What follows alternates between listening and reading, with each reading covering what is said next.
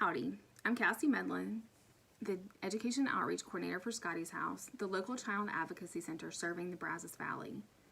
October is Domestic Violence Awareness Month, so let's talk about it. It absolutely happens here. It affects our community, it affects our families, it affects our kiddos, it affects the people that we know. It has a huge and tremendous and tragic impact on our community, on any community, and ours is certainly no different. While the community at large, community leaders have made great strides in combating domestic violence, whether it's having shelters available for domestic violence victims, providing escape plans in urgent scenarios, providing basic needs available that may have to be left behind, legal assistance, and anything in between, collaborations and efforts are certainly being made and certainly have made great strides, but domestic violence still happens, it still occurs, and it's still affecting our community.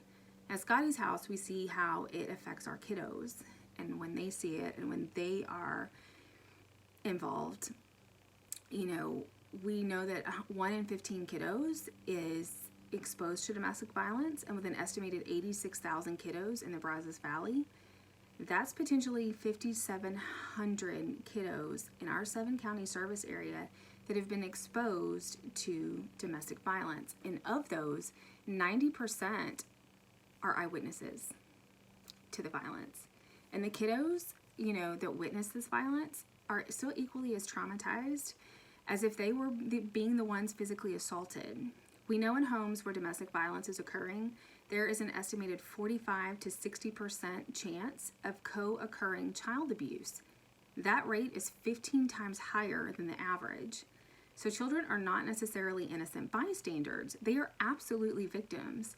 Compared to children, in other households where violence is not occurring, children who have been exposed to domestic violence are more likely to suffer from insomnia, have trouble with bedwetting, are more likely to experience difficulties in school, scoring lower on assessments, more likely to have aggressive or antisocial behavior, to be depressed and or anxious, have a slower cognitive development, etc., etc., etc.